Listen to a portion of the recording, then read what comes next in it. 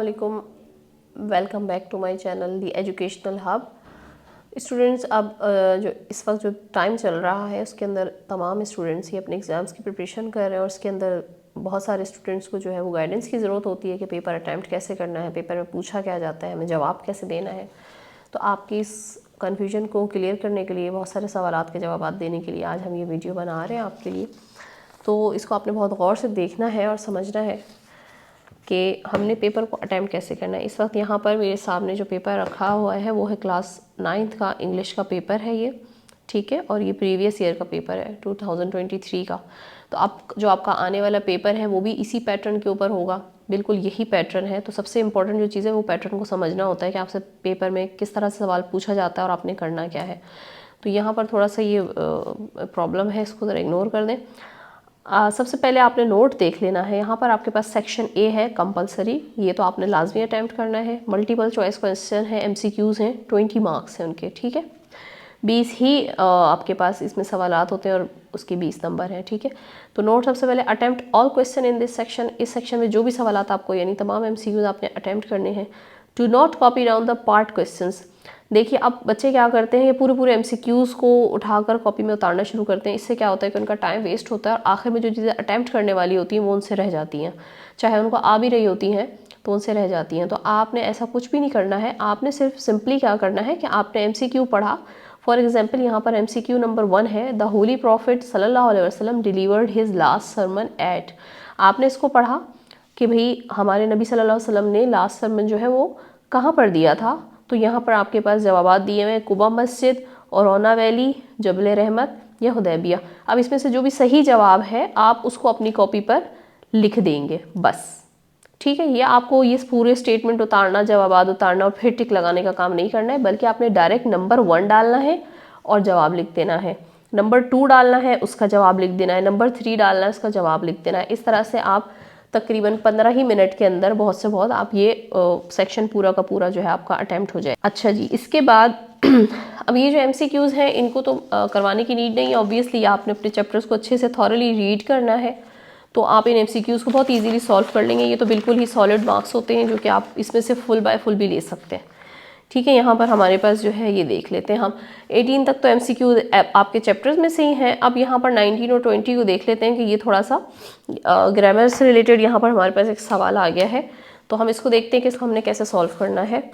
तो ये देखिए जी, 19 को देखते हैं हम। ऐड प्रीफिक्स टू ट्राई, ठीक है। हमने ट्राई का जो है प्रीफिक्स देना है।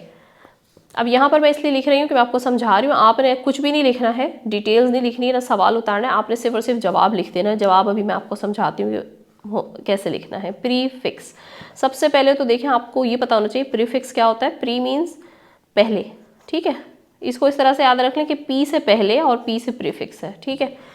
अब होता क्या है कि फॉर एग्जाम्पल एक लफ्ज़ आपको दे दिया है ट्राई, पेपर में आपको एक लफ्ज़ दे दिया है ट्राई। वो कह रहा है कि आप इसमें प्रीफिक्स लगाएं और नए अल्फाज बनाएं। आप कुछ भी इससे पहले ऐड करके नए अल्फाज बना सकते हैं, लेकिन वो अल्फाज ठीक होने चाहिए। अपनी मर्जी से कुछ भी नहीं बना सकते, ऐसे ही अल्फाज बनाने हैं जो कि पहले से मौजूद हैं। आप यहाँ पर मैं आपको मिसाल देती हूँ कैसे बना सकते हैं हम prefix. For example, in does tree, ठीक है, TRY लग गया, ठीक है। इसके अलावा दूसरी मिसाल, इन फैन ट्री, ठीक है। तीसरी मिसाल, मिस ट्री, ठीक है। तो यहाँ पर इन सब में आप देखें ट्री लग रहा है। जो हमें उन्होंने दिया है वर्ड, उससे पहले उन्होंने हमसे कहा है कि प्रीफिक्स लगाएं और नए अल्फाज बनाएं। तो यहाँ पर हमने इंडस एक प्रीफिक्स लगाया, इनफेन एक प्रीफिक्स लगाया, केमिस यहाँ पर एक प्रीफिक्स लगाया और नए अल्फाज बना दिया, इंडस्ट्री, इन्फेंट्री, केमिस्ट्री। तो प्रीफिक्सेस इस तरह से बनते हैं, ठीक है। अच्छा, इसके बाद हम यहाँ पर 20 को देख लेते हैं। 20 ये सवाल कह रहा है कि जी ऐड सफिक्स टू। यहाँ पर ये सवाल मैं आपको समझाने के लिए उतार रही हूँ, अदरवाइज ज़रूरत नहीं होती है। बार बार मैं आपसे कह रही हूँ, आपने सवाल उतारने में टाइम वेस्ट नहीं करना है, आपने जवाब की तरफ जाना है, ठीक है। तो अब इस सवाल का जवाब आप इंडस्ट्री भी लिख सकते हैं, इन्फेंट्री भी लिख सकते हैं, केमिस्ट्री भी लिख सकते हैं, इंट्री भी लिख सकते हैं, बहुत सारे आप इससे अल्फाज बना सकते हैं, लेकिन उनको यहाँ पर ज़रूरत सिर्फ एक लफ्ज़ की है, तो आप इसमें से कोई सा भी एक लफ्ज़ लिख देंगे। अच्छा, इसके बाद ऐड सफिक्स टू अराइव, ठीक है। सफिक्स का मतलब ये है कि अब मुझे इस लफ्ज़ के बाद कुछ ऐड करके नया लफ्ज़ बनाना है, लेकिन वो लफ्ज़ करेक्ट होना चाहिए। मैं अपनी मर्जी से कुछ भी ऐड करके कहूँ कि लफ्ज़ बना दिया, ऐसा नहीं है। तो अब यहाँ पर ये देखिए कि यहाँ पर एक लफ्ज़ है अराइव, ये हमें दिया गया और हमें सफिक्स बनाना है, तो यहाँ पर मैं इसके साथ डी लगा दूंगी, अराइव्ड, तो नया लफ्ज़ बन गया और ये ठीक भी है। लेकिन याद रखिए आप इसका अगर ये लिख देंगे कि अराइवल, ये गलत हो जाएगा। क्यों गलत हो जाएगा? क्योंकि आपने स्पेलिंग ही चेंज कर दी। वी के बाद हमारे सवाल में ई दिया गया है, तो मैंने ई के बाद ही कुछ ऐड करना है। जैसे यहाँ पर मैंने ई के बाद डी लगाया है, मेरा जो असल लफ्ज़ है वो अपनी जगह पर ही है, उसको मैंने कुछ नहीं किया है, उसके साथ इजाफा किया है। बिल्कुल उसी तरह आप अगर असल लफ्ज़ ही तब्दील कर देंगे, स्पेलिंग ही चेंज करके कुछ भी ऐड कर देंगे, तो वो पूरा का पूरा आपका गलत हो जाएगा। तो ऐसा काम नहीं करना है, ओरिजिनल लफ्ज़ अपनी जगह पर रहना चाहिए, उसके बाद आपने कुछ ऐड करके उसका नया लफ्ज़ बनाना है, ठीक है। तो यहाँ तक आपका ये कॉन्सेप्ट हो गया होगा क्लियर। हम अपने पेपर में आगे की तरफ बढ़ते हैं। अब हम यहाँ पर देख रहे हैं कि यह आ गया है जी सेक्शन बी। वहाँ तक हमारा सेक्शन ए कंप्लीट हो गया, यहाँ पर आ गया है section B, short answer question, यानी कि यहाँ पर आपने जो सवालात आपसे पूछे गए हैं उनके आपने शॉर्ट आंसर देने हैं। मार्क्स है इसके 40, ठीक है। Answer any 5 of the following questions in 2 to 3 sentences each. अब वो आपसे कह रहा है कि इसमें से कोई से 5 सवालात अटेम्प्ट करने आपने। टोटल आपके पास 6 दिए गए हैं, कोई एक आप छोड़ सकते हैं, बाकी 5 आपने इसमें से अटेम्प्ट करने हैं और उनको आपने 3 से 4 लाइनों के अंदर डिफाइन कर देना होता है, एक्सप्लेन कर देना होता है। और इसकी जो मार्क्स है वो आपके पास है 10, ठीक है। इस सेक्शन के टोटल मार्क्स 40 हैं और इस सवाल के 10 मार्क्स हैं। यानी कि अगर मैं ये बताऊं आपको कि हर सवाल जो जो आप अटेम्प्ट करेंगे उसके 2-2 नंबर मिलेंगे आपको, ठीक है। इस तरह से है। अच्छा जी, अब यहाँ पर आ गया है हमारे पास question number 3, do as directed. ये मोस्ट इंपॉर्टेंट है। ये वाला जो पार्ट होता है ये मार्क्स गेनिंग भी है और यहाँ पर आप मार्क्स लूज भी कर जाते हैं बहुत जल्दी से। बच्चे क्या करते हैं बहुत अमूमन कि बहुत खुशी खुशी ऐसा काम करते हैं कि बस मुझे तो ये बहुत अच्छे से आता है, जल्दी से अटेम्प्ट कर लिया। एग्जामिनर इतनी आसान चीज़ें देता नहीं है जितनी हमें लग रही होती हैं कि बस ये बहुत आसानी से हो जाएगा। उसमें थोड़ी सी चीज़ें ट्रिकी होती हैं और वही बच्चों को समझ में आती नहीं है, जल्दी से अटेम्प्ट करते हैं और गलत करके आ जाते हैं, फिर कहते हैं कि पेपर तो बहुत अच्छा हुआ तो मार्क्स अच्छे नहीं आए हैं। तो आज मैं आपको बताऊंगी कि आपने किन चीज़ों पर ध्यान रखना है पेपर को अटेम्प्ट करते हुए। डू एज डायरेक्टेड, यहाँ पर पहला पार्ट इन्होंने दे दिया यूज प्रीपोजिशन, ठीक है। प्रीपोजिशंस आपको पता होंगे। यहाँ पर हमें 2 ब्लैंक्स दी गई, इसमें हमें पुट करना है। पहली ब्लैंक है ए, ही अराइव्ड। अब यहाँ पर भी मैं आपको बता दूं कि आपने पेपर का जो भी आपको दी गई है ब्लैंक वो आपने उतारनी नहीं है, बल्कि आपने सिर्फ और सिर्फ जवाब लिखना है, ठीक है। तो जी यहाँ पर आ जाते हैं हम। He arrived dash the station in the nick of time, ठीक है। वो स्टेशन पर पहुंचा, तो यहाँ पर मैं लिखूंगी 1, ठीक है।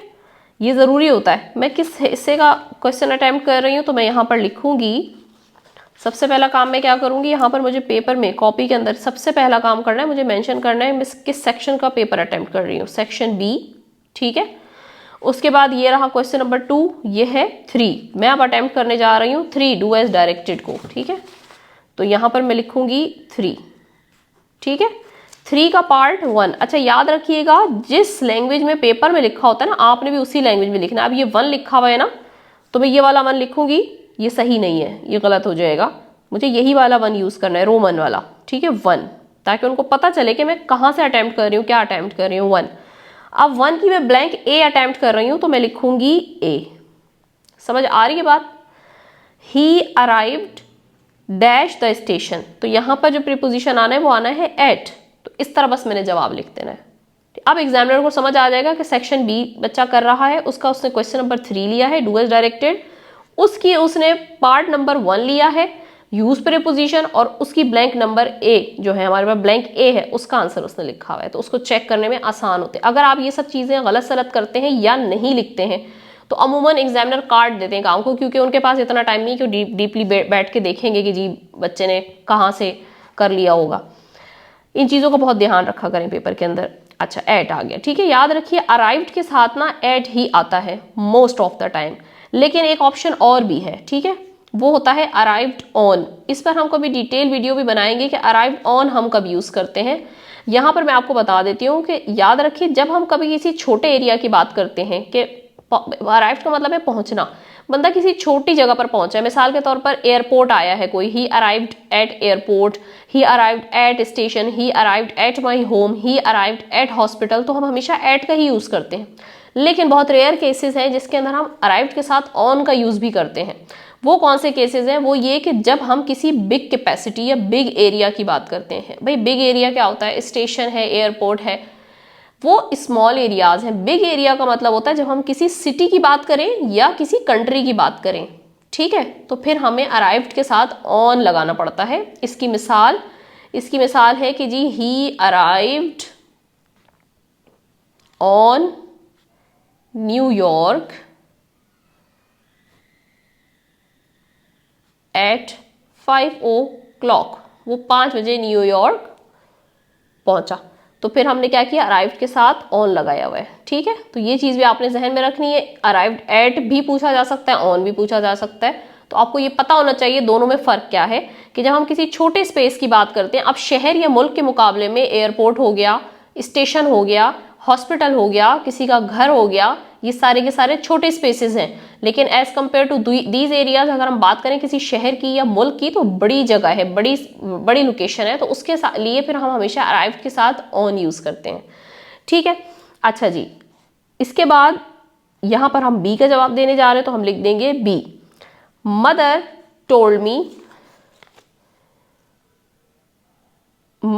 Told me to divide the pizza dash my 5 friends. Mother told me to divide the pizza, अम्मी ने मुझे कहा कि डिवाइड करना है पिज्जा मेरे 5 दोस्तों में, ठीक है। 5 दोस्तों के दरमियान चीज तकसीम करनी है, तो यहां पर हम लिखेंगे अमंग 5 फ्रेंड्स। अच्छा जी, बहुत सारे बच्चे कहेंगे यहां पर बिटवीन आना चाहिए था, बिटवीन भी आ सकता है, गलत हो जाएगा, ठीक है। बहुत सारे बच्चे कहेंगे यहाँ पर बिटवीन भी आ सकता है, तो भाई ये गलत हो जाएगा। क्यों गलत हो जाएगा? याद रखिए, बिटवीन हमेशा दो के दरमियान, जब कोई चीज हम तकसीम करते हैं, दो के दरमियान कोई बात करते हैं, तो फिर हम बिटवीन का यूज करेंगे। अगर वो ये कहता कि mother told me to divide the pizza dash my 2 friends, तो फिर मैं यहां पर कर देती बिटवीन माई 2 फ्रेंड्स। लेकिन जब भी 2 से ज्यादा हो जाएगा, 3, 4, 5, 100, 1000, लाख, तो फिर अमंग का लफ्ज आता है। दोनों का मतलब है दरमियान, लेकिन अगर 2 लोगों के दरमियान है तो बिटवीन, और 2 से ज्यादा हो जाएगा तो अमंग। तो यहां पर जो सही जवाब है वो है अमंग, ठीक है। इसके बाद हम बढ़ते हैं अपने नेक्स्ट क्वेश्चन की तरफ। अच्छा जी, अब हमारा नेक्स्ट क्वेश्चन है यूज आर्टिकल, ठीक है। तो मैं इसको सॉल्व करने के लिए क्या करूंगी? नंबर 2 ब्लैंक है ए, ठीक।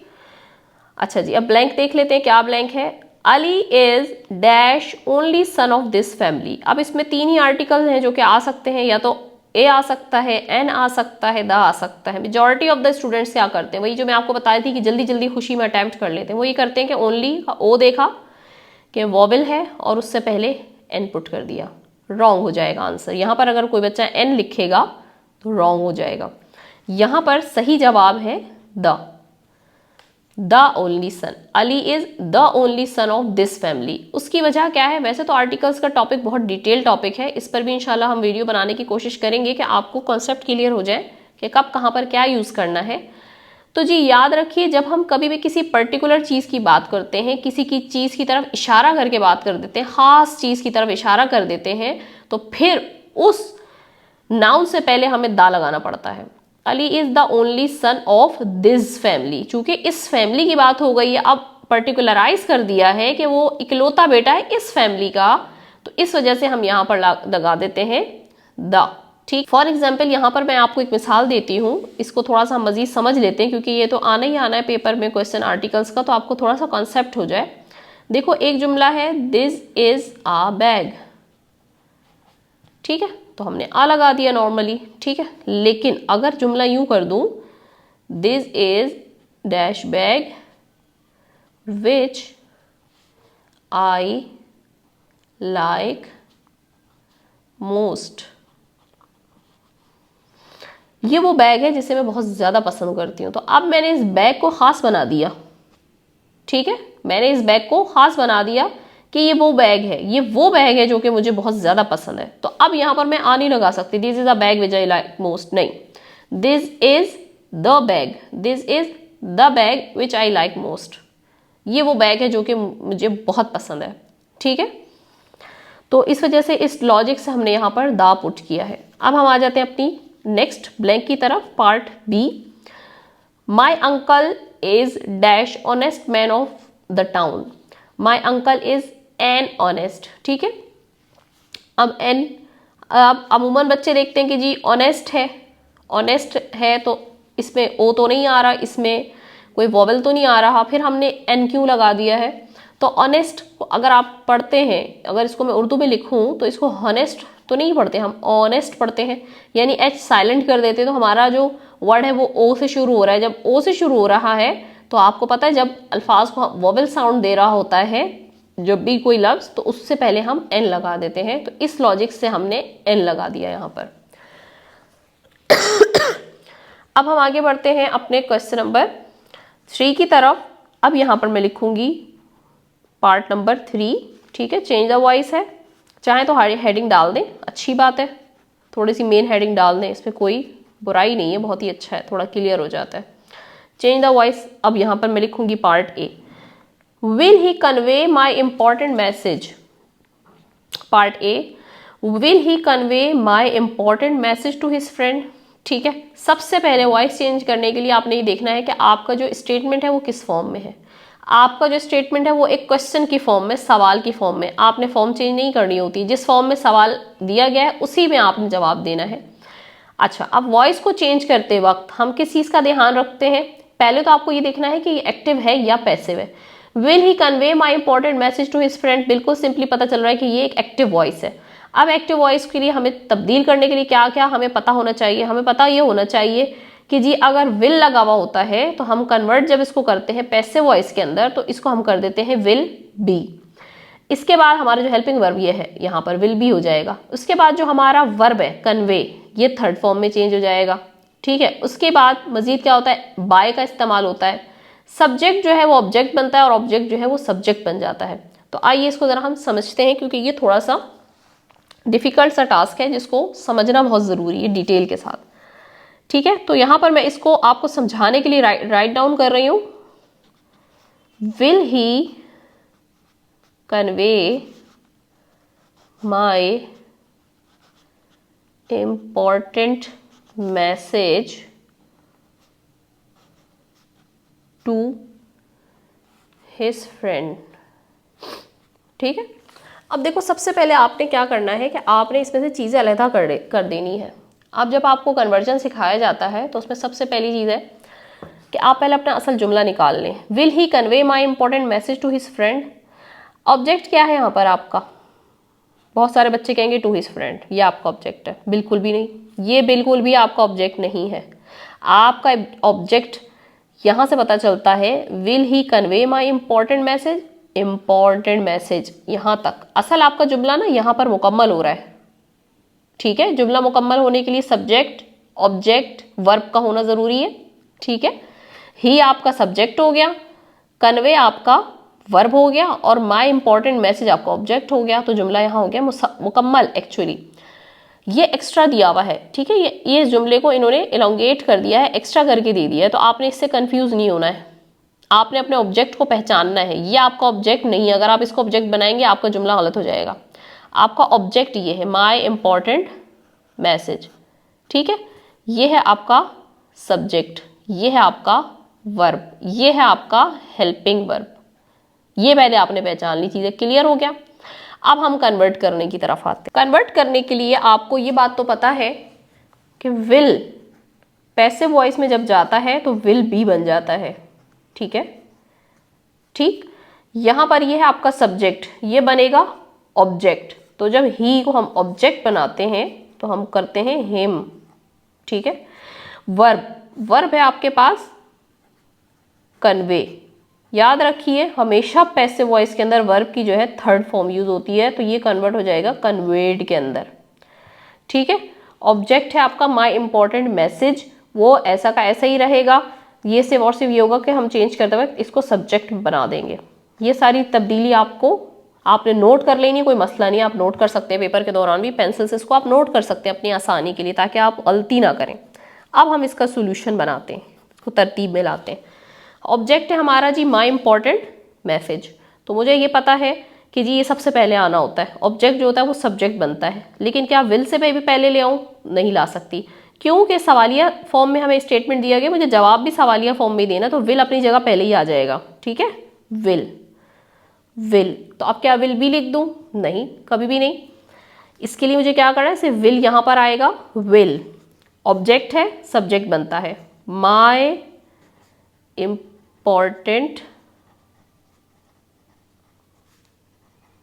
Message, will my important message be. ठीक है, सब्जेक्ट के फौरन बाद बी आ जाएगा, सब्जेक्ट के फौरन बाद क्या आ जाएगा? B. Will my important message B. इसके बाद क्या आता है आपका? वर्ब। वर्ब की हमें कौन सी फॉर्म यूज करनी है? थर्ड, हम पहले ही बता चुके हैं ऊपर, कन्वेड। ठीक है, बाय। ठीक है, अब हमारा जो सब्जेक्ट होता है जो कि ही है, उसको ऑब्जेक्ट बनना है। ऑब्जेक्ट बनने के लिए हम ही को किस में कन्वर्ट करते हैं? हिम के अंदर, बाय हिम। यहां तक हमारा जुमला कंप्लीट हो गया। हमें जो जो चेंजेस करनी थी हमने कर ली। अब जो एक्स्ट्रा होता है ना, वो एज इट इज आ जाता है। To his friend, question mark, ये भूलना नहीं है, इसका आधा नंबर कट जाएगा। क्वेश्चन पूछा था, क्वेश्चन की फॉर्म में जवाब दिया, सारी कन्वर्जन करके। Will he convey my important message to his friend? Will my important message be conveyed by him to his friend? ठीक, ये हमारा जुमला कन्वर्ट हो गया पैसिव के अंदर।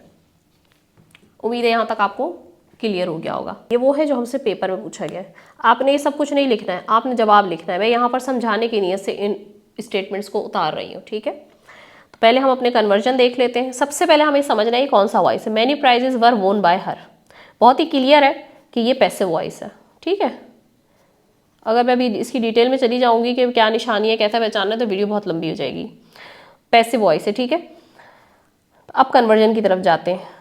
मैनी प्राइजेस, तो ये हो गया आपका जी, असल में यहाँ पर ये आपका सब्जेक्ट है जुमले के अंदर, कन्वर्जन के लिए ये बनेगा आपका ऑब्जेक्ट। ठीक है, यहाँ पर ये क्या है आपका? सब्जेक्ट। ये आ गया आपका हेल्पिंग वर्ब, बाय अपनी जगह पर आ गया, वोन है आपका वर्ब। ठीक है, हर ये है आपका ऑब्जेक्ट। ऑब्जेक्ट को हम बनाते हैं जब हमने एक्टिव वॉइस में जाना है, तो हम ऑब्जेक्ट को बना देते हैं सब्जेक्ट, और सब्जेक्ट को बनाते हैं ऑब्जेक्ट। तो आइए सबसे पहले हम ये तब्दीली कर लेते हैं। तो अब हर हमें यहाँ पर दिया गया है, इसको हमें सब्जेक्ट बनाना है। तो हर किसके लिए यूज करते हैं? लड़की के लिए यूज करते हैं, तो इसको हम क्या बना देंगे? शी। ठीक है, हिम होता तो ही कर देते, हर है तो शी कर दिया। इसके बाद हमारे पास सब्जेक्ट में दिया हुआ है मेनी प्राइजेस, मैनी प्राइजेस, तो ये तो अपनी जगह ऐसे ही रह जाएगा। ये कोई नाउन तो है नहीं कि जिसको हमें किसी किस्म की तब्दीली की जरूरत हो। ठीक है, हेल्पिंग वर्ब हमें दिया हुआ है वर। अब हमें पहचानना है कि जो हेल्पिंग वर्ब वर है, जब हम पैसिव में आते हैं तो हम वर कौन से टेंस पे लगाते हैं? वर हम लगाते हैं, वर जो है हमारे पास एक कंटिन्यूअस, पास्ट कंटिन्यूअस का हेल्पिंग वर्ब है ना। तो इसका मतलब है कि अब हमें जब पैसिव से एक्टिव में जाना है तो हम जुमला बनाएंगे पास्ट इंडेफिनिट का। किसका जुमला बनाएंगे? पास्ट इंडेफिनिट का जुमला बनाना है। तो पास्ट इंडेफिनिट में हम हेल्पिंग वर्ब यूज नहीं करते, कोई हेल्पिंग वर्ब हम यूज नहीं करते, क्योंकि जुमला हमारे पास पॉजिटिव है। अगर नेगेटिव होता तो हम डिड का इस्तेमाल करते, लेकिन हमारे पास पॉजिटिव जुमला है, हम कोई हेल्पिंग वर्ब यहाँ पर यूज नहीं करेंगे। ठीक है, बाय को हम क्या करते हैं? बाय एक्टिव वॉइस में यूज ही नहीं होता, खत्म हो जाएगा। ये वाला जो बाय हमें दिया हुआ है ये खत्म हो जाएगा। समझ आ गई बात? अच्छा, अब आ गया आपका वर्ब जो कि दिया हुआ है वोन। तो ऑब्वियसली पैसिव वॉइस है तो वर्ब की थर्ड फॉर्म यूज की है वोन। लेकिन अब हमें जाना है पास्ट इंडेफिनिट के अंदर, तो हमें देखना ये होगा कि हमें वर्ब की कौन सी फॉर्म यूज करनी होती है। अब हमें वर्ब की सेकेंड फॉर्म यूज करनी होती है। तो विन फर्स्ट फॉर्म है, वोन उसकी सेकेंड फॉर्म है, और वोन उसकी थर्ड फॉर्म है। तो यहाँ पर हम सेकेंड फॉर्म यूज करेंगे जो कि वोन ही है। अब हम कन्वर्ट कर लेते हैं इस चीज को। बहुत ही आसान हो गया, कुछ बचा ही नहीं करने के लिए यहाँ पर। तो देखिए इसको कन्वर्ट करने के लिए मैं क्या करूँगी, सबसे पहले सब्जेक्ट आएगा, एक्टिव वॉइस है तो शी। वर्ब की सेकेंड फॉर्म आनी है वॉन, वॉन आ जाएगा। मैनी प्राइजेस, समझ में आ गई बात। शी यहां से लिया है मैंने, वोन हमने यहां से पढ़ लिया कि हम वोन क्यों लगा रहे हैं। मैनी प्राइजेस हमारा चूंकि सब्जेक्ट था तो ऑब्जेक्ट में कन्वर्ट करने के लिए हम इसको यहां पढ़ लिया है, तो ये हमारा जुमला बन गया। इसको आप रीचेक भी कर सकते हैं कि अगर आपको ये एक्टिव दिया जाता तो आपका पैसिव यही बनना चाहिए जो कि ऊपर दिया है। इसको हम रीचेक कर लेते हैं भाई। शी वॉन मैनी प्राइजेस, ये एक्टिव है, इसको अगर मैं कन्वर्ट करती पैसिव में तो मैं कैसे बनाती, इसी तरह बनाती। मैनी प्राइजेस पास्ट इंडेफिनिट का जुमला है तो वर्ब का हेल्पिंग वर्ब लगता। मैनी प्राइजेस वर वोन बाय हर, शी है तो हर लग जाता। तो ये यही जुमला बन रहा है वापस। तो मुझे पता चल गया कि मैंने जुमला अपना चेक भी कर लिया, हाँ भाई ठीक बनाया है। इस तरह आप खुद भी चेक कर सकते हैं अगर आपकी ग्रिप अच्छी है एक्टिव पैसिव के ऊपर। अच्छा जी, और ग्रिप अच्छी होगी प्रैक्टिस से। तीसरे जुमले पे मूव करते हैं। See, buy your own pen please, buy your own pen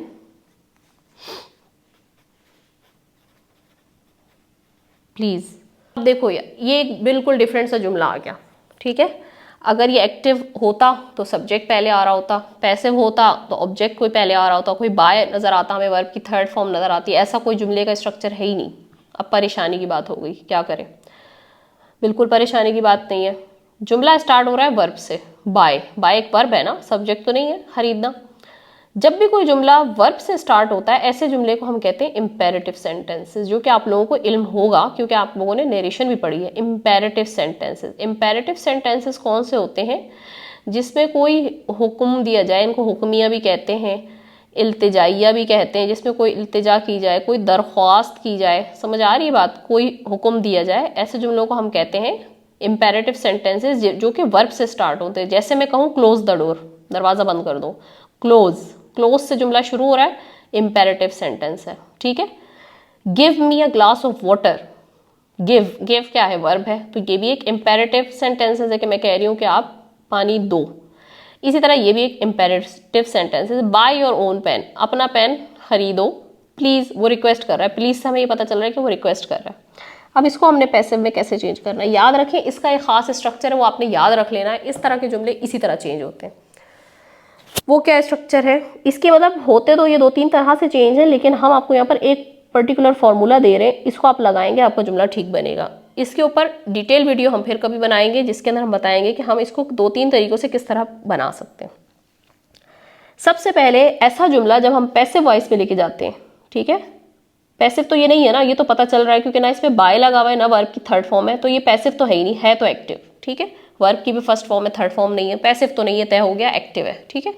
कौन सा टेंस है ये हमारे पास, एक्टिव है, एक्टिव वॉइस है, ठीक है। अब कन्वर्ट करना है तो ऐसे जुमला हमेशा लेट से शुरू होता है। कहाँ से शुरू होता, लेट। लेट लगाने के फौरन बाद जो वर्ब के बाद आपको बात कही गई है ना वो आ जानी है। वर्ब के फौरन बाद जो बात आपसे कही गई है वो आ जानी है। लेट योर ओन पेन, हो गई यहां तक बात।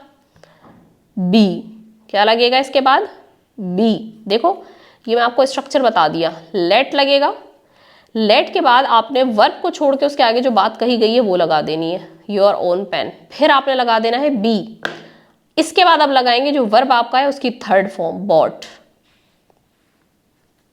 प्लीज, ठीक है। प्लीज को आप चाहे एंड में लगा दें चाहे शुरू में लगा दें, कोई मसला नहीं। आ गई बात, ये आपने फॉर्मूला याद रख लेना। अब फार्मूला हम किसी और जुमले पे लगा के देखते हैं कि आया हमारा जुमला सही बन रहा है या नहीं बन रहा। फॉर एग्जाम्पल मैं यहां पर कहूं क्लोज द डोर, प्लीज भी लगा लें कोई मसला नहीं है, ना भी लगाएं तो भी ठीक है, प्लीज की कोई इतनी इंपॉर्टेंस नहीं है। अब हम अपना फार्मूला लगाते हैं। सबसे पहले हमने क्या लगाया था अपने फॉर्मूला में, लेट, लेट लगाया, फिर मैंने क्या कहा था वर्ब को छोड़ दो, उसके बाद वाली जो बात है वो लिख दो, the door, let the door. उसके बाद फौरन से क्या लगा देना है, बी लगा दिया। वर्ब की कौन सी फॉर्म लगा देनी है, थर्ड, क्लोज है तो क्लोज्ड, बन गया जुमला, प्लीज लगा दे, ठीक। ठीक है, एक और जुमले पे मिसाल लगा के इसको वाइंड अप कर देते हैं। Give me a glass of water.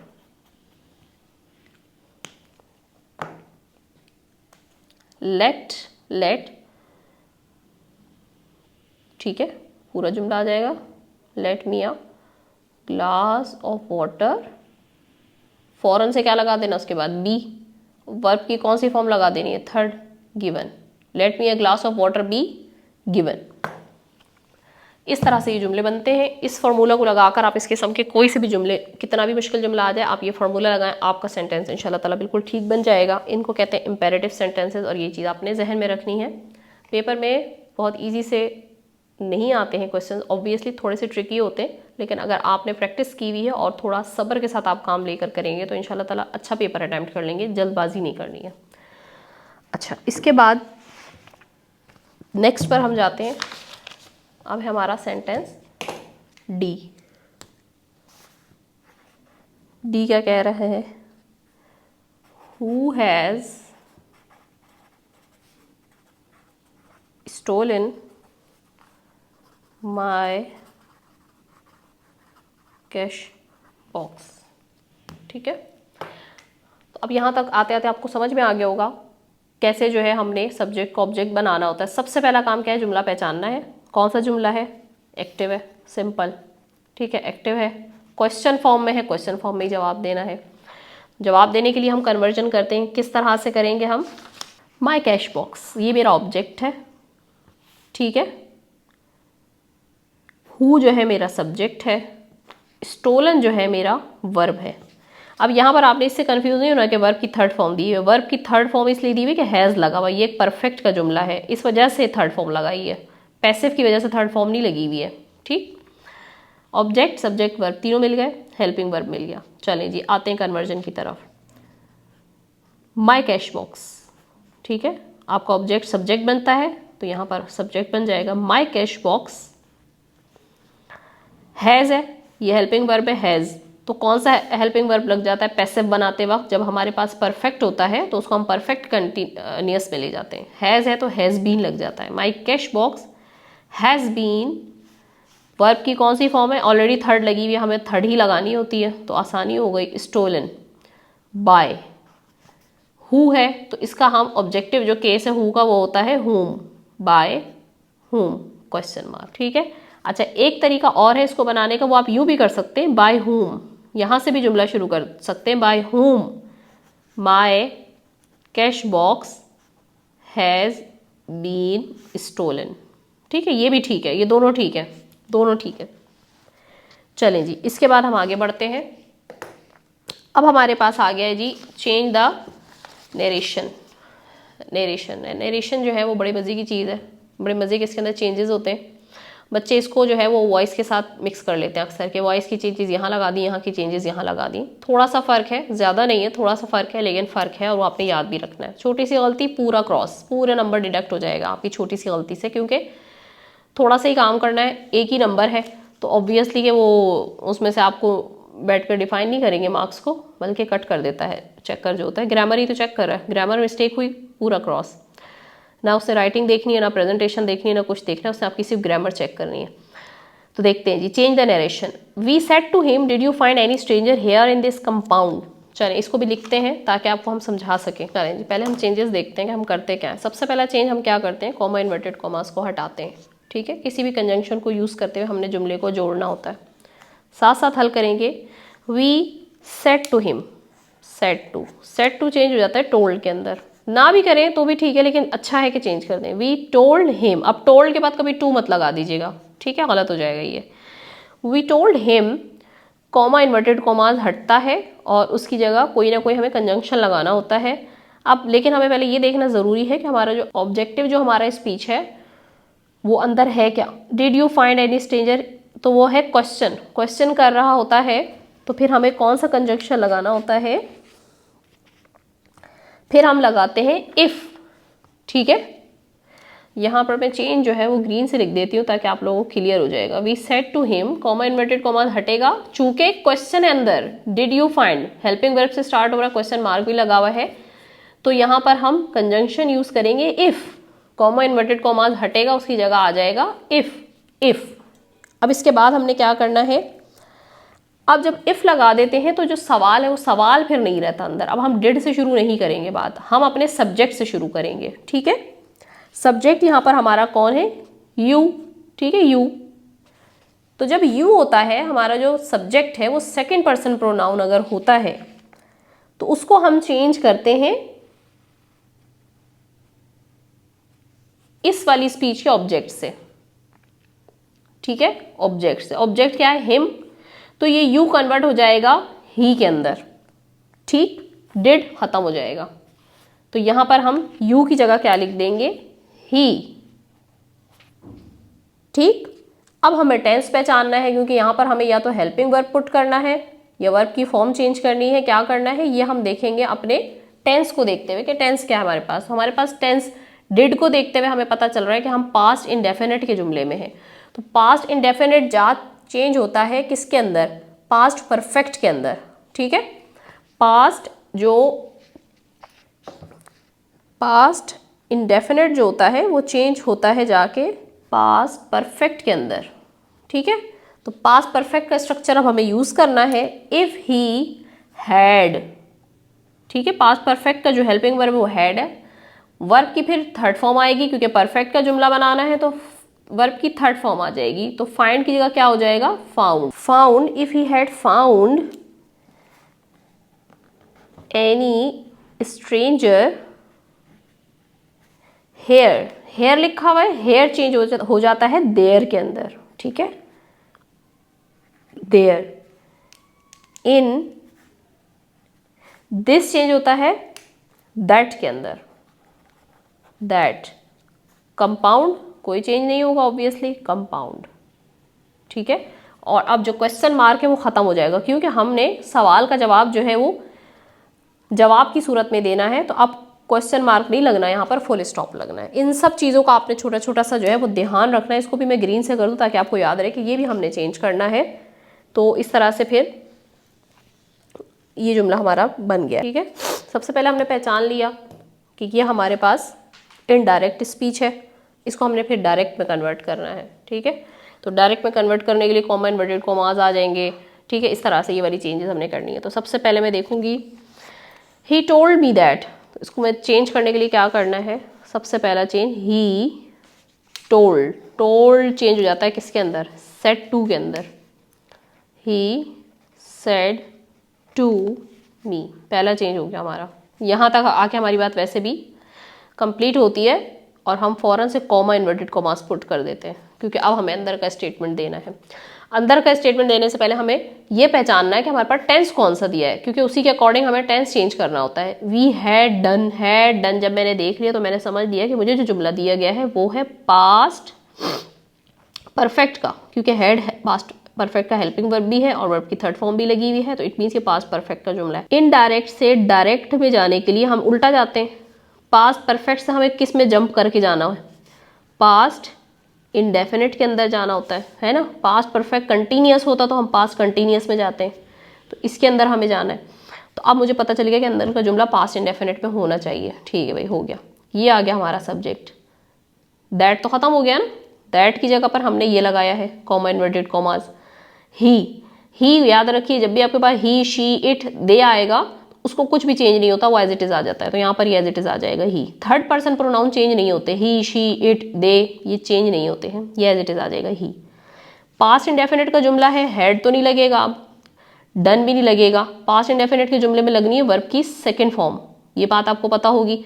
तो डन जो है ये हमारा वर्ब है, तो इसकी सेकेंड फॉर्म क्या है, ये तो थर्ड फॉर्म है, खुद ये थर्ड फॉर्म है, हमें यूज करनी है जी सेकेंड, डिड, ठीक है। तो यहां पर मैं वर्ब की सेकेंड फॉर्म लगाऊंगी, ही डिड हिज होमवर्क, ये ऐसे ही रहेगा, हिज होमवर्क ऑनेस्टली, खत्म बात, सिंपल, कोई ख़ास चेंज नहीं था इसके अंदर। चेंज असल था टेंस का चेंज करना, ठीक है। नेक्स्ट पे मूव करते हैं जी। अब बच्चे क्या करते हैं, जो मैं जल्दबाजी की बात कर रही हूँ, हाउ देखेंगे, सिर्फ हाउ देखा हो ये तो क्वेश्चन है भाई, ठीक है ये हटाना है कॉमा इन्वर्टेड कॉमास, इफ़ लगाएंगे और हमारा जुमला तैयार है। तो बच्चों ये बिल्कुल भी क्वेश्चन नहीं है। हाउ से जुमला शुरू ज़रूर हो रहा है लेकिन ख़त्म क्वेश्चन मार्क के ऊपर नहीं हो रहा है, बल्कि ख़त्म ये हो रहा है एक्सक्लेमेशन मार्क के ऊपर। तो यहाँ से हमें ये पता चला कि ये एक्सक्लेमेटरी सेंटेंस है, ठीक है, एक्सक्लेमेटरी स्पीच है, उसको चेंज करने का तरीका कुछ और है। ये असल में उसकी हैरत, उसके खौफ का इजहार कर रहा है, तो उसकी वजह से वो कहती है how poisonous these snakes are, कि ये कितने जहरीले सांप हैं, ठीक है, सवाल नहीं पूछ रही है, वो अपनी हैरत का, अपने खौफ का इजहार कर रहा है। तो अब इसको हमने चेंज कैसे करना होता है एक्सक्लेमेटरी स्पीच को। सबसे पहले हम अपना बाहर वाला स्ट्रक्चर चेंज करते हैं। He said to them, said to change हो जाता है। चलिए जी हम लिखते हैं अपना solution, he told them, he told them, said to change हो गया टोल्ड में, टोल्ड के बाद कभी टू नहीं आता। कॉमा इन्वर्टेड कॉमास की बारी आ गई। तो जब हमारे पास एक्सक्लेमेटरी स्पीच होती है तो कॉमा इन्वर्टेड कॉमास हटता है और उसकी जगह लग जाता है दैट। क्या लगता है, दैट।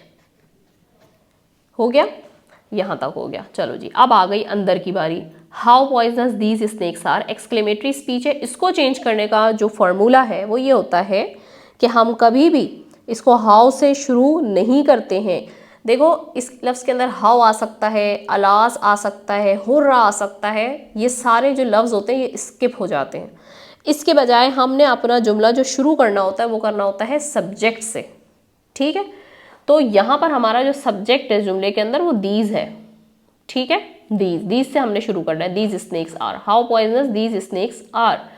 तो अब दीज को कन्वर्ट करना होता है किसके अंदर, दोज के अंदर, ठीक है, दीज कन्वर्ट होता है दोज के अंदर, दोज स्नेक्स, दीज स्नेक्स ये हमारा सब्जेक्ट है ना, दोज स्नेक्स आर, ठीक है, सब्जेक्ट आ गया। सब्जेक्ट के फौरन बाद क्या आ जाना चाहिए, आपका हेल्पिंग वर्ब आना चाहिए। इसके अंदर आर आपका हेल्पिंग वर्ब है, तो आर कन्वर्ट हो जाता है किसके अंदर, वर के अंदर, ठीक है। प्रेजेंट कंटिन्यूअस चेंज होता है जाके किसके अंदर, पास्ट कंटिन्यूअस के अंदर, वर।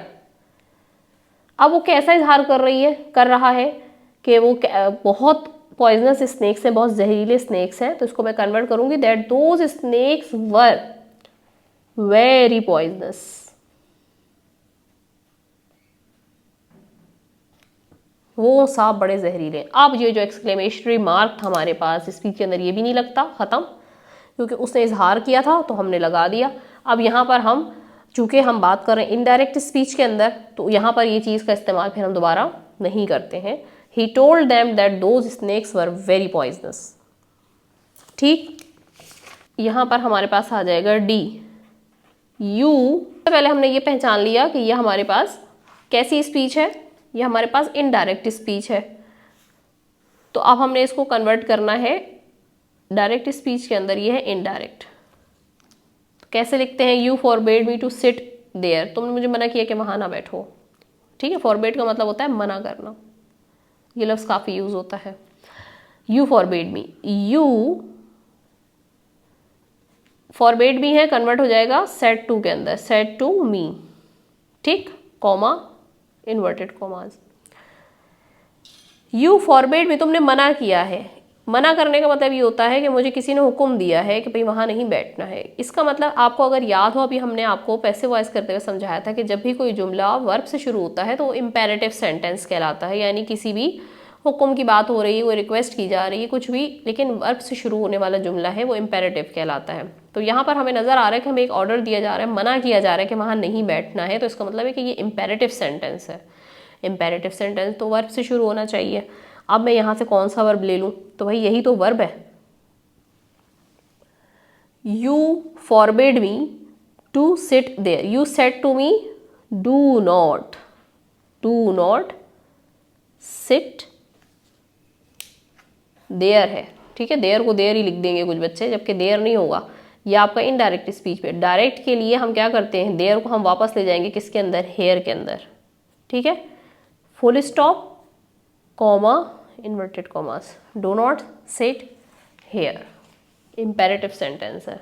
सिट हेयर भी इम्पेरेटिव होता, ठीक है, अगर हमें फॉरबिड ना कहता, वो कहता है you said to me to sit there, तो हम लिख देते you said to me sit here, लेकिन उसने फॉरबिड किया, मना किया है, तो हमें नेगेटिव जुमला बनाना पड़ेगा। तो उसके लिए फिर हम क्या यूज करते हैं, डू नॉट सिट हेयर, यहाँ मत बैठो। यहाँ पर अब हम अपने क्वेश्चन नंबर 5 को देखेंगे, जिसके अंदर हमसे पूछा जा रहा है कि formation of sentences, change the following sentences as suggest in the bracket, यानी ब्रैकेट के अंदर आपको जो भी डायरेक्शन दी गई है उसके अकॉर्डिंग आपने काम करना है। ये भी डू एज डायरेक्टेड का ही पार्ट होता है कि जैसा कहा गया है वैसा करें। फॉर एग्जाम्पल ए देखिए, he did not make a delicious cake for the guests yesterday, change into assertive. बार बार मैंने आपसे एक बात कही है कि जहन में ये रखना है कि जल्दबाजी नहीं करनी है, आराम से सोच समझ के ध्यान से काम करना है। और इस पेपर को जहाँ पर आपको लगे कि थोड़ी सी चीज़ कॉम्प्लिकेटेड है, तो उसको आप पहले पेंसिल से थोड़ा सॉल्व करके और फिर उसको जल्दी से फेयर कर दें, बजाय इसके कि फेयर करें और काटा पीटी करें और ये सब करते रहें। थोड़ा सोच समझ के काम करें। अच्छा जी, चलें, इसको भी हम सॉल्व करेंगे अपने पास उतारने के बाद, क्योंकि समझाने वाली चीज़ है। पेपर में आपने इसको उतारने की ज़रूरत नहीं होती है, बल्कि आपने डायरेक्ट आंसर दे देना होता है। असर्टिव में चेंज करना है। असर्टिव का मतलब पता ही होगा आपको कि पॉजिटिव जुमले में चेंज करना है। सबसे पहले तो हमने ये देख लेना जुमला है कौन सा, जुमला नेगेटिव है, ठीक है, डिड नॉट लगा हुआ है। असर्टिव में करना है, यानी हमें नॉट हटाना है, ठीक है। अब नॉट हटाने का इतना आसान नहीं है कि मैं क्या करूं, जल्दी जल्दी खुश हो जाएंगे बच्चे, क्या करेंगे, he did make a delicious cake for the guest yesterday, not हटा दिया। अगर ऐसा किया तो ये गलत हो जाएगा। हमने क्या करना है, सबसे पहले हम अपना सब्जेक्ट उतार देंगे, ही डिड नॉट है, ठीक है, डिड नॉट। तो हमें ये पता चल गया, यहाँ से हेल्पिंग वर्ब को देखते हुए हमें ये पता चल रहा है कि जी ये एक पास्ट इनडेफिनिट का टेंस हमें दिया गया है, ठीक है। और जब ही हम पास्ट इनडेफिनिट का जुमला अगर नेगेटिव में हो, उसे असर्टिव में लेकर जाते हैं, तो हमें क्या करना होगा, हमें जो वर्ब की फॉर्म दी गई है यहाँ पर, डिड के साथ हमेशा वर्ब की फर्स्ट फॉर्म लगती है, बिल्कुल लगती है और लगी हुई है। तो अब इसको असर्टिव में जब हम लेकर जाएंगे तो डिड नॉट को हटाएंगे। जब डिड नॉट को हटाएंगे तो वर्ब की हमारे पास जो फर्स्ट फॉर्म लगी हुई है ये चेंज हो जाती है सेकंड में, सेकंड फॉर्म लग जाती है। तो इसको क्या करेंगे, हम डिड नॉट को पूरा हटाया और वर्ब की जो फर्स्ट फॉर्म है इसको हमने चेंज कर देना है मेड के अंदर। He made a delicious cake for the guests yesterday, ठीक है। और मैंने आपको बार बार बताया कि आप खुद भी रीचेक कर सकते हैं कि अगर ये जुमला मुझे दिया होता पेपर में, he made a delicious cake for the guests yesterday, और मुझे इसको नेगेटिव में करना होता, तो क्या मेरा यही जुमला बनता, बिल्कुल बनता। ही मैं लगाती डिड नॉट, क्योंकि मेरे पास जुमला होता पास्ट इंडेफिनिट का, हेल्पिंग वर्ब है डिड, तो नेगेटिव बनाती, तो डिड नॉट लगाती। डिड लगाने के बाद वर्ब की जो फॉर्म है वो फर्स्ट लगती है हमेशा, तो यहाँ पर सेकेंड है, ये चेंज हो जाती है फर्स्ट में, make a delicious cake for the guest yesterday. तो इस तरह मैंने चेक भी कर लिया कि जो जवाब मैंने लिखा है वो बिल्कुल ठीक है, कि अगर मुझसे पॉजिटिव देकर नेगेटिव बनाने का कहा जाता तो मैं इसको इसमें कन्वर्ट कर देती, ठीक है। अब पार्ट बी देखते हैं। पार्ट बी है, he deals honestly with his customers, change into interrogative. Interrogative में जाना है, ठीक है। इंटेरोगेटिव मीन्स क्वेश्चन फॉर्म में जाना है, एक सवालिया जुमला बनाना है इसका, ठीक है। तो चलें जी, क्या करेंगे, क्वेश्चन के लिए सबसे पहले क्या होता है कि हमारा हेल्पिंग वर्ब जो होता है वो शुरू में चला जाता है। अगर कोई WH वर्ड होता है तो वो लगाते हैं, अगर वो नहीं है तो फिर हमने हेल्पिंग वर्ब लगाना है, क्योंकि ये पॉजिटिव सा जुमला है तो इसमें हमें हेल्पिंग वर्ब ही शुरू में लेके जाना होता है। तो जी हेल्पिंग वर्ब इस जुमले में कहाँ नज़र आ रहा है, नहीं नज़र आ रहा, कोई मसला नहीं है। इसके अंदर सब्जेक्ट है, वर्ब है, ठीक है, ये आपका ऑब्जेक्ट आ गया। अब इसके अंदर कोई हेल्पिंग वर्ब नहीं है, तो मुझे ये पहचानना पड़ेगा कि ये टेंस कौन सा है। तो ही डील्स, तो ये बिल्कुल आसान सा पहचानने में आ रहा है कि ये हमें दिया गया है प्रेजेंट इनडेफिनिट का, जिसके अंदर थर्ड पर्सन प्रोनाउन अगर हो तो उसके वर्ब के साथ एस या ई एस का इजाफा किया जाता है। थर्ड पर्सन प्रोनाउन है ही और डील के साथ इन्होंने लगा दिया एस, तो बन गया ही डील्स, प्रेजेंट इंडेफिनिट का जुमला। अब मुझे इंटेरोगेटिव में लेकर जाना है। अब मुझे पता है कि प्रेजेंट इंडेफिनिट को अगर हम इंटेरोगेटिव में या नेगेटिव में लेकर जाते हैं तो हमारा हेल्पिंग वर्ब निकल कर आता है डज। ठीक है, डज, तो डज और हेल्पिंग वर्ब आ जाना स्टार्ट के अंदर, तो डज हमारा आ गया स्टार्ट में। ठीक है, डज ही, जल्दी करने वाले बच्चे क्या करेंगे, डील्स, जल्दी करेंगे पूरा नंबर अपना लॉस कर देंगे, नो डील्स। ठीक है, ये होगा डील। ठीक है, क्या होगा, डील। ये मैंने आपको समझाने के लिए लिखा है ताकि आपको याद रहे कि जब आप डज शुरू में लगा दिया तो इसका जो एस है वो उधर चला जा चुका है, तो अब ये दोबारा इसके साथ नहीं लगेगा, डज ही डील हो जाएगा। ठीक है, ऑनेस्टली विद हिज कस्टमर्स। अब जल्दबाज स्टूडेंट्स क्या करेंगे, ये लगा दिया, फुल स्टॉप, बात ख़त्म हो गई। ये गलत हो जाएगा क्योंकि आपने जब एक सवालिया जुमला बनाया है, हेल्पिंग वर्ब शुरू में लेकर गए हैं, आप एक सवाल कर रहे हैं, तो सवाल के आखिर में सवालिया निशान होना चाहिए। ये चीज़ बड़ी इंपॉर्टेंट है जो बच्चे भूल जाते हैं। ठीक है, ये आपने याद रखना है कि जब आप इंटेरोगेटिव बनाएंगे तो आखिर में आपने फुल स्टॉप नहीं लगा देना है, क्वेश्चन मार्क लगाना है। और एक और आवाम होती है जो बहुत ही सुपर एफिशिएंट होती है, जो क्वेश्चन मार्क के बाद फुल स्टॉप भी लगा देती है, तो ये भी आपने नहीं करना है। ग्रामेटिकल रूल से ये बिल्कुल गलत हो जाएगा, इसको इग्नोर नहीं किया जाता, इसके नंबर कटते हैं। ठीक है, तो क्वेश्चन मार्क लगा दिया, ख़त्म, इसके आगे आपने फुल स्टॉप नहीं लगाना। अच्छा, अब तीसरी चीज़, तीसरी तरफ हम आते हैं, see, I have my own glasses change into negative. अच्छा जी, अब यहाँ पर क्या करेंगे बच्चे, जो आम मैं आपको बताती हूँ कॉन्सेप्ट है, जो जिन्होंने अभी तक इस पेपर को सॉल्व नहीं किया है या नहीं करवाया गया है, मैं आपको बताती हूँ, आप भी यही करेंगे जो अमूमन बच्चे करते हैं। I have not my own glasses. मैंने कहा है कभी भी चीज़ को आसान समझ के जल्दी से अटैम्प्ट नहीं कर लें, आसान नहीं होता है पेपर, थोड़ा सा ट्रिकी ज़रूर होता है। ठीक है, 9th का ग्रेड है, कोई छोटा ग्रेड नहीं है कि वो ऐसा जुमला दे देंगे जिसमें आप सिर्फ नॉट पुट करके नेगेटिव बना देंगे। अब ये जुमला बना दिया बच्चे ने, आई हैव, जल्दी से हैव देखा, उसके साथ नॉट लगाया, नेगेटिव बन गया, बात खत्म, गलत, पूरा जुमला गलत हो गया, सारे नंबर डिडक्ट हो गए। ठीक क्या है फिर, ठीक ये है कि थोड़े सब्र से पहले आपने समझना है। समझना क्या है, जुमले के अंदर देखिए आपका सब्जेक्ट क्या है, यहाँ पर आई आपका सब्जेक्ट है, हैव क्या है, यहाँ पर वर्ब है। बच्चे क्या है यहाँ पर इस जुमले में, इसको हैव को समझ लेते हैं, ये हेल्पिंग वर्ब है जो कि परफेक्ट में लगता है, हैव लगता है प्रेजेंट इंडेफिनिट के परफेक्ट में, हम प्रेजेंट परफेक्ट के अंदर हम हेल्पिंग वर्ब जो यूज़ करते हैं वो करते हैं हैव, तो उसके साथ जब हमें नेगेटिव बनाना हो तो हम हैव नॉट लगा देते हैं। लेकिन यहाँ पर ये हेल्पिंग वर्ब नहीं है, यहाँ पर ये एज ए वर्ब यूज़ हो रहा है, होना, हैव, किसी चीज़ का होना भी एक वर्ब है। हैव माई ओन ग्लासेस, तो ये हो गए ग्लासेस आपके हो गए ऑब्जेक्ट, तो जी इसके अंदर कोई हेल्पिंग वर्ब तो है ही नहीं। नेगेटिव बनाने के लिए हमें हेल्पिंग वर्ब की ज़रूरत होती है, उसके साथ फिर हम नॉट लगाते हैं तो हमारा जुमला जो है वो नेगेटिव बनता है। तो अब मुझे ये पहचानना होगा कि ये कौन से टेंस का जुमला है ताकि मैं उसका हेल्पिंग वर्ब खुद से लगा सकूं। ठीक है, जैसे कि हमने ऊपर भी लगाया कि हमें हेल्पिंग वर्ब दिया नहीं गया था, हमने जुमले को पहचाना, इंडेफिनिट का जुमला था, हमने उसका हेल्पिंग वर्ब निकाला और उसको लगाकर इंटेरोगेटिव बना लिया। अब ये जुमला अगर हम पहचाने तो ये जुमला है, कौन से टेंस का जुमला है, ये है जी प्रेजेंट इंडेफिनिट का जुमला है। ठीक है, प्रेजेंट इंडेफिनिट का जुमला है। अब मुझे इसका हेल्पिंग वर्ब पता होना चाहिए कि प्रेजेंट इंडेफिनिट के दो ही हेल्पिंग वर्ब हैं, डू या फिर डज। आई के साथ हमेशा डू लगता है, ठीक है, डज नहीं लगता।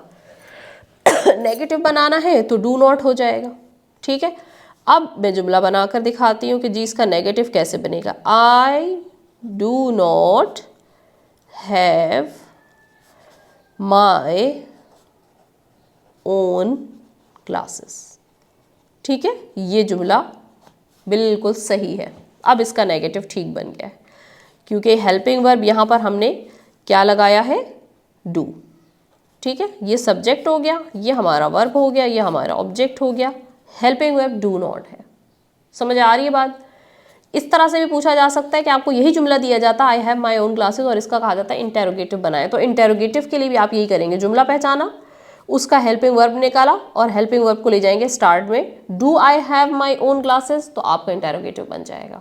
ठीक, चलें जी, उम्मीद है यहाँ तक आपको समझ में आ रहा होगा कि पेपर सॉल्व करना असल बात नहीं है, बल्कि ये समझना ज़रूरी है कि पेपर को किस तरह से पूछा जाता है। उन्हें भी ये बात का पता होता है कि बच्चे जल्दी में क्या करेंगे, तो बच्चे ने जल्दी नहीं करनी है, सोच समझ के करना है काम को। अब हम देखते हैं यहाँ पर D, part D. Ali had purchased a wrist watch last Friday, change into simple present tense. ठीक है, प्रेजेंट में कहा है, सिंपल प्रेजेंट या प्रेजेंट इंडेफिनिट एक ही बात होती है। ठीक है, तो इसमें इस जुमले को हमने कौन से टेंस में लेके जाना है, असल में वो क्या कह रहा है, वो कह रहा है कि आपने इसको प्रेजेंट इंडेफिनिट में लेके जाना है। थोड़ी सी ज़बान घुमा दी, उसने सिंपल प्रेजेंट कह दिया, तो आपने कंफ्यूज नहीं होना है, बल्कि इसको प्रेजेंट इंडेफिनिट समझ लेना है। चलें जी, सबसे पहले यहाँ पर हमारा आ गया सब्जेक्ट हैड, यहाँ पर है हेल्पिंग वर्ब क्योंकि ये हमारा वर्ब मौजूद है, परचेज, अ रिस्ट वॉच, ये हो गया हमारा ऑब्जेक्ट।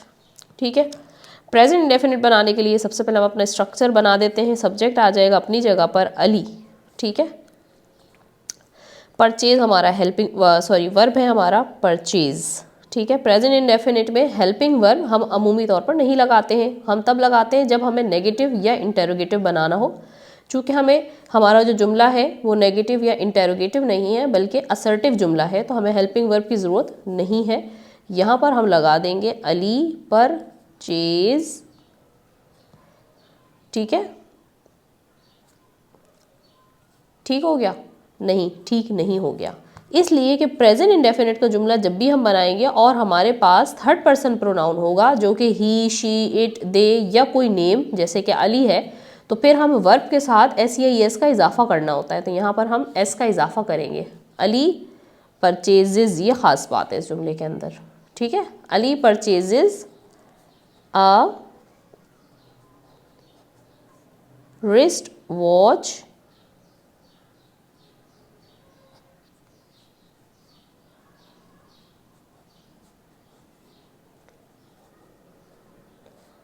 Last Friday. अब हम नेक्स्ट पर मूव करेंगे।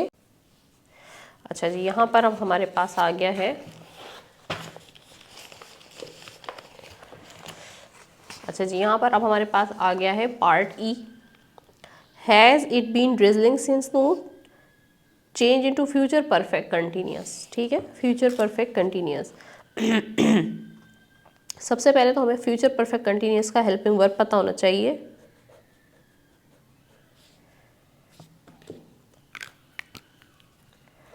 Future perfect continuous will have been. ठीक है, जब भी हमें इसका नेगेटिव या इंटेरोगेटिव बनाना होता है तो इस हेल्पिंग वर्ब को हम ब्रेक करते हैं विल और हैव बीन के अंदर। अब हमें यूज़ कैसे करना है, सबसे पहले हेल्पिंग वर्ब से ही स्टार्ट हो रहा है हमारा जुमला, तो जवाब देने में भी हमें उसी फॉर्म में रखना होता है, क्वेश्चन फॉर्म में, तो हम भी अपना हेल्पिंग वर्ब ही लेकर आएंगे। सबसे पहले विल, उसके बाद आ जाएगा हमारा सब्जेक्ट इट, अब बीन है, हैव बीन पूरा का पूरा हम यहाँ पर लगा देंगे उसकी जगह पर, will it have been, verb की आईएनजी फॉर्म ही लगती है फर्स्ट फॉर्म के साथ। ठीक है, तो वही लग जाएगी ड्रिजलिंग सिंस नून। कोई बच्चे क्या गलती करते हैं कि इसको यहाँ से ब्रेक कर देते हैं, विल हैव और फिर बीन को अलग कर देते हैं। वो क्या करते हैं, will have it been drizzling since noon, तो फिर ये गलत हो जाएगा।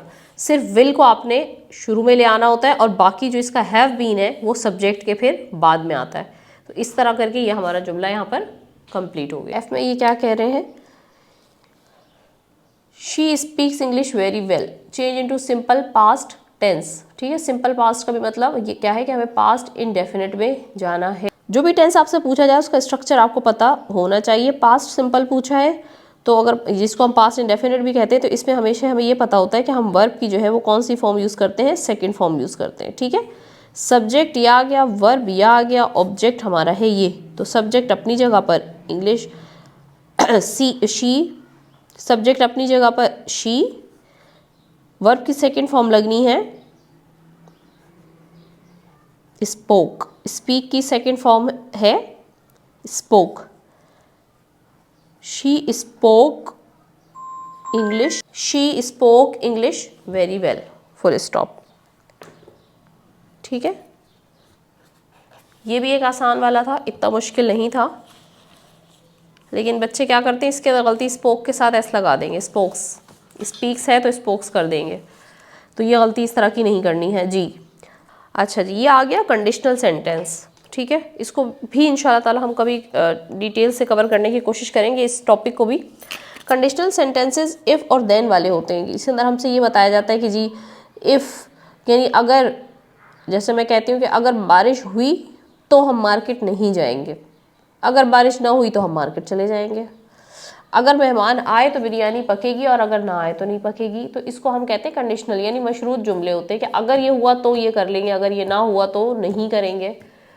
ठीक है, तो यहाँ पर हमें इन्होंने कहा है कि if it not rain we would go out for a walk in the evening, अगर बारिश ना हुई तो हम वॉक के लिए शाम में जाएंगे। अब इसके अंदर कुछ बिल्कुल फिक्स सी कंडीशन है, वो आपने याद रख लेनी है। वो ये कि पहली बात तो ये है कि ये जो जुमला होता है ना, तो इनको हम सोल्यूशन करने का तरीका ये होता है कि पहले हमें ये देखना है कि इसके अंदर दो क्लॉज दिए हुए। ठीक है, if it not rain we would go out for a walk in the evening. ठीक है, तो ये जो क्लॉज है we would go out for a walk in the evening, ये कहलाता है इंडिपेंडेंट क्लॉज, इंडिपेंडेंट। ठीक है, यानी अगर मैं इसको हटा दूं तो ये जुमले का कोई मतलब बन रहा है, we would go out for a walk in the evening, हम शाम में वॉक पर जाएंगे, बिल्कुल बन रहा है, एक मुकम्मल जुमला है। तो ये है इंडिपेंडेंट क्लॉज, यानी इसको मजीद किसी जुमले की ज़रूरत नहीं है, किसी चीज़ की ज़रूरत नहीं है मुकम्मल होने के लिए, ये मुकम्मल है। लेकिन अगर मैं ये हटा दूँ और सिर्फ ये रहने दूँ कि इफ़ इट नॉट रेन, तो क्या ये जुमला मुकम्मल है, इसका कोई सेंस बन रहा है, नहीं बन रहा। इफ़ इट नॉट रेन, अगर बारिश ना हुई, आगे क्या होगा फिर, तो ये कहलाता है डिपेंडेंट क्लॉज। ये जो है ये कहलाएगा डिपेंडेंट क्लॉज। क्यों डिपेंडेंट, क्यों ये डिपेंड कर रहा है इसके ऊपर।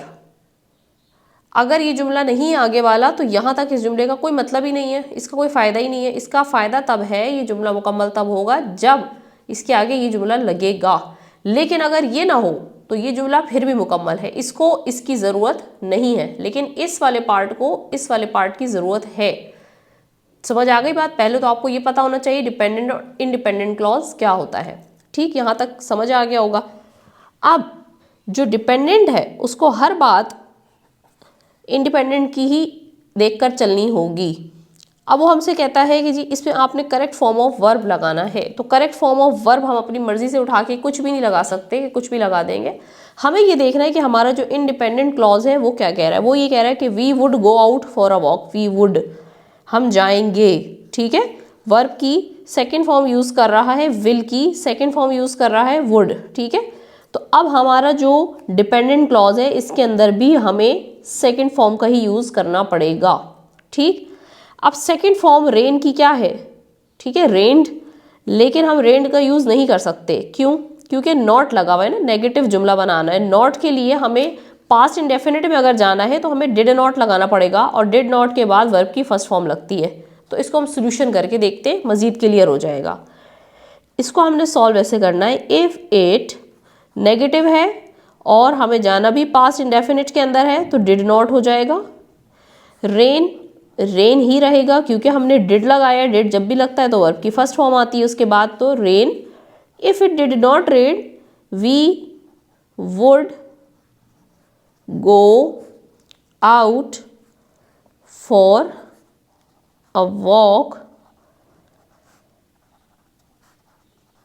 इन द इवनिंग। क्लियर है, यहाँ तक समझ में आ गया होगा। वैसे एक डिटेल टॉपिक है, इसको हम मज़ीद जो है वो क्लियर करने की कोशिश करेंगे एक वीडियो के ज़रिए। अब हम यहाँ पर देख लेते हैं अपना पार्ट एच। एच जो है वो बहुत ही ईजी सा है, इसको हम डायरेक्टली सॉल्व कर लेंगे। Aslam said to her why was Nasim crying there. ठीक है, तो इसका मैं यहाँ पर डायरेक्ट सोल्यूशन कर रही हूँ, ये आप देख लेंगे। असलम, जुमला स्टार्ट होता है जब भी, अच्छा हाँ, करना क्या है, इसको हमने पंक्चुएट करना है। पंक्चुएट का मतलब ये कि आपने इसके जुमले के जितने भी लवाजमात है वो पूरे करने, कहीं सवालिया निशान लगना है यानी क्वेश्चन मार्क वो लगाना है, कहीं फुल स्टॉप लगाना है, कॉमा लगाना है, कैपिटल लेटर का यूज़ करना है, जो भी करना है वो आपने इसके अंदर प्रॉपर करके बताना है कि जुमले को कैसे ठीक होना है। तो सबसे पहली मिस्टेक यहाँ पर हमें ये नज़र आ गई कि भाई जुमला स्टार्ट हो रहा है, पहली बात। दूसरी बात ये कि नाम भी है, तो यहाँ पर हमेशा कैपिटल लेटर से ही जुमला स्टार्ट होता है। तो हम कैसे बनाएंगे जुमला,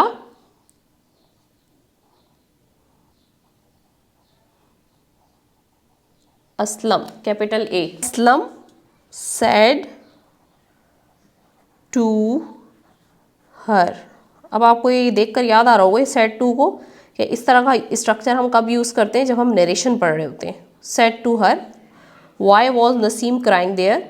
तो यहाँ तक आने के बाद सब्जेक्ट और ऑब्जेक्ट के बाद फिर हम क्या करते हैं, जैसे सब्जेक्ट आया, वर्ब, ऑब्जेक्ट, तो फिर उसके बाद हम क्या कर देते हैं, कॉमा लगाते हैं और इन्वर्टेड कॉमास लगाते हैं। वाई, ठीक है। इन्वर्टेड कॉमास के बाद भी हमारा जो पहला लेटर होता है वो कैसा होता है, कैपिटल होता है। वाई, यहाँ पर हमें डब्ल्यू स्मॉल दिया हुआ है, हमने कैपिटल कर दिया। वाई वॉज नसीम, नसीम चूँकि एक हमारे पास ये प्रॉपर नाउन है तो इसका एन कैपिटल हो जाएगा, नसीम क्राइंग देयर, ठीक है। इसके बाद लगेगा क्वेश्चन मार्क, क्यों कि हमसे सवाल पूछा जा रहा है कि why was Nasim crying there, Nasim वहाँ पर क्यों रो रहा था, और क्वेश्चन मार्क के बाद इन्वर्टेड कॉमास लगाकर इसको हमने क्लोज कर देना है। तो ये हमारी पंक्चुएशन हो गई। असलम का ए कैपिटल किया, कॉमा इन्वर्टेड कॉमास लगा के डब्ल्यू को कैपिटल किया, नसीम का एन कैपिटल किया, आखिर में हमने क्वेश्चन मार्क पुट किया और इन्वर्टेड कॉमास के अंदर इसको क्लोज कर दिया, ठीक है।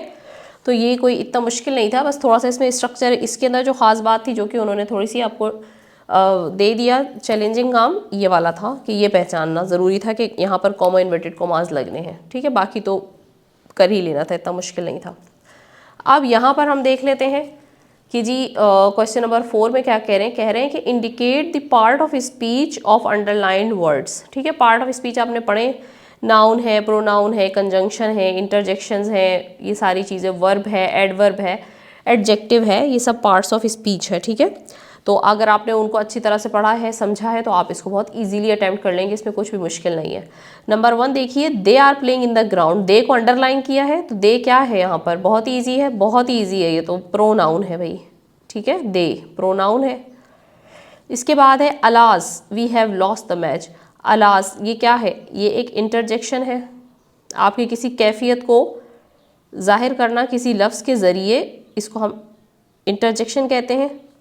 अलास है, हुर्रा है, वाव है, ओह है, ये सब क्या है, इंटरजेक्शन है। और इसके बाद हमेशा जो एक्सक्लेमेटरी मार्क्स हम लगाते हैं।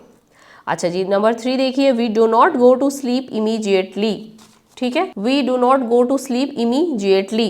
इमीजिएटली यहाँ पर क्या है, ये है एडवर्ब। अब एडवर्ब किसको कहते हैं, एडवर्ब इसको कहते हैं कि भाई जो वर्ब को मज़ीद डिफाइन करे जुमले के अंदर, उसको हम कहते हैं एडवर्ब।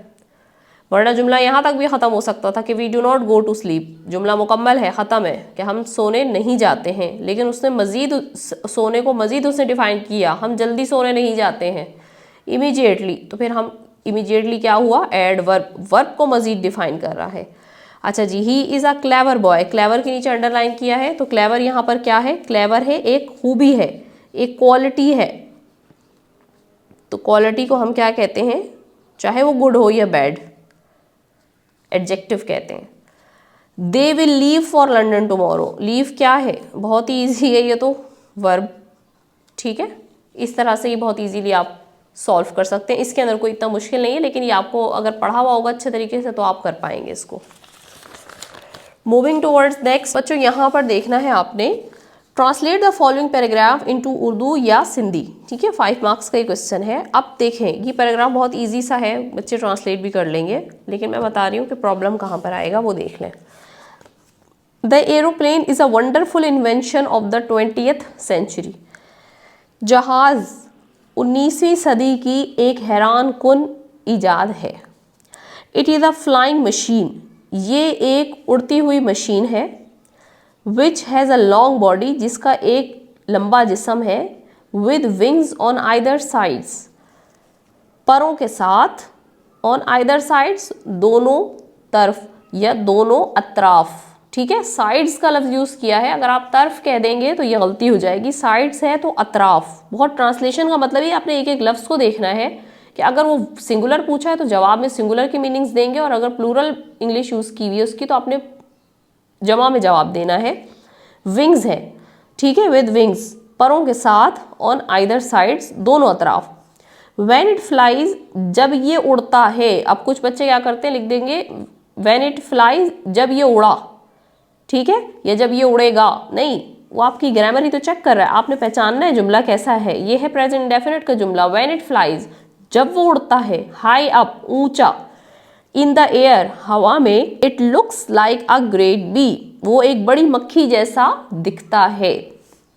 इट कैरीज, ये उठाता है, पैसेंजर्स, मुसाफिरों को, मुसाफिर को नहीं, मुसाफिरों को, अक्रॉस ओशन, समंदरों के पार, अक्रॉस का मतलब होता है पार, ओशंस समंदरों, ये उठाता है मुसाफिरों को समंदरों के पार, माउंटेन्स, पहाड़ियों, एंड, और, डेजर्ट्स, सहराओं के।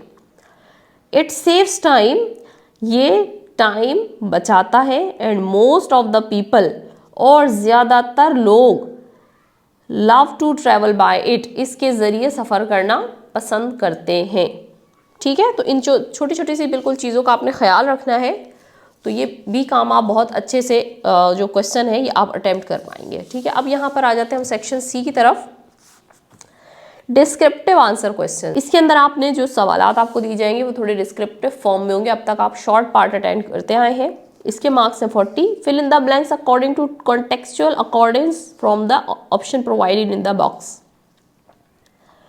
यहाँ पर आपको एक बॉक्स के अंदर जवाब दे दिए गए हैं, आपने सिर्फ इस पैराग्राफ को पढ़ना है और सही जवाब उस ब्लैंक के अंदर पुट कर देना है। यहाँ पर आप इजीली ये फुल मार्क्स ले सकते हैं, कोई मसला नहीं।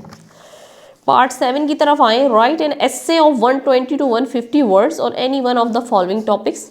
ब्लेसिंग ऑफ चाइल्डहुड है, पिकनिक विथ फ्रेंड्स है, the teacher you like most. ये जो है वो ऐसे का पार्ट है, ये आपने अटेम्प्ट करना है। ऐसे राइटिंग भी एक स्किल होता है, एक ख़ास तरीके से ऐसे लिखे जाते हैं, उनको प्रेजेंट करने का तरीका होता है, तो इसको भी हम इंशाल्लाह किसी वीडियो में कवर करेंगे इस टॉपिक को। लेकिन बहरहाल यहाँ पर ये आपने याद करना है, या अगर आपकी अंडरस्टैंडिंग बहुत अच्छी, आप क्रिएटिव राइटिंग बहुत अच्छी करते हैं, खुद से लिख सकते हैं, तो आप खुद से लिखेंगे, ठीक है। अच्छा, या फिर ऐसे लिख लें, या फिर आप एक ईमेल लिख दें अपने फ्रेंड को, living abroad, describing him her how Pakistani nation celebrates independence day with pump and show every year, कि पाकिस्तानी जो कौम है वो किस तरह जश्न आज़ादी, यौम आज़ादी को जो है वो मनाता है बड़े जोश व जज्बे से।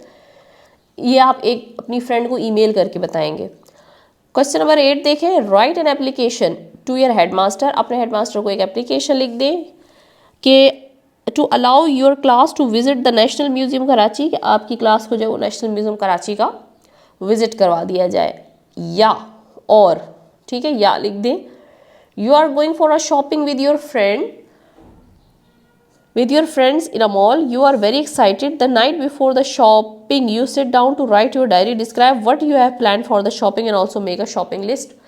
तो ये भी आप कर सकते हैं कि आप एक लिस्ट बना लें कि आप कल शॉपिंग पर जाने वाले हैं, तो आप वहाँ पर क्या क्या लेंगे और आपने क्या प्लान किया है कि आप वहाँ कैसी शॉपिंग करने वाले हैं, ठीक है, आप कहाँ जा रहे हैं शॉपिंग के लिए। तो इन दोनों चीज़ों में चॉइस है, आप या तो एप्लीकेशन लिख लें या फिर इस तरह से आप लिस्टिंग कर लें, जो भी आपको उन्होंने डायरेक्शन दी है उसके मुताबिक। इसके बाद क्वेश्चन नंबर 9 है, read the following passage and answer the questions given below. इसके नंबर हैं 15, बहुत ज़्यादा नंबर है। बच्चे इसको बहुत ही ईजी ले लेते हैं, बहुत ईजी ले लेते हैं कि बस ये पैसेज पढ़ना है, सवाल है, यहाँ से यहाँ तक, यहाँ से यहाँ तक निशान लगाना है और कॉपी में लिख देना है। इतने आसान काम के बच्चों 15 नंबर नहीं होते, ठीक है। मैं बार बार आपको बता रही हूँ कि आप ग्रेड 9 में है, छोटी क्लास में नहीं है कि यहाँ से यहाँ तक का निशान लगा के हम कॉपी में लिख देंगे और टीचर उसके हमें नंबर दे देगा। इस पैराग्राफ को अटैम्प्ट करने का एक ख़ास मेथड होता है, एक तरीका होता है। अगर आपको वो तरीका पता है फिर इंशाल्लाह ताला आप इसके अंदर बहुत अच्छे मार्क्स सिक्योर कर सकते हैं। 13-14 मार्क्स आप उस सूरत पर अटैम्प्ट करेंगे। लेकिन अगर आपने यहाँ से यहाँ तक लेकर निशान लगाए और जवाबात लिख दिए तो आपको नंबर नहीं मिलते, इस चीज़ के नंबर मिलते ही नहीं हैं, कॉपी करने के नंबर नहीं मिलते। अब वो तरीका क्या है, उसके लिए इंशाल्लाह ताला मैं नेक्स्ट वीडियो में आपको बताऊंगी कि ये पैसेज आपने अटैम्प्ट किस तरह करना होता है। आप उस तरह अटैम्प्ट करेंगे इंशाल्लाह ताला, फिर आपके पेपर में जो है आप देखिएगा मार्क्स बहुत इंप्रूव होकर आएंगे। इस वीडियो तक के लिए इतना ही काफ़ी है। दुआ में याद रखिएगा। अल्लाह हाफ़िज़।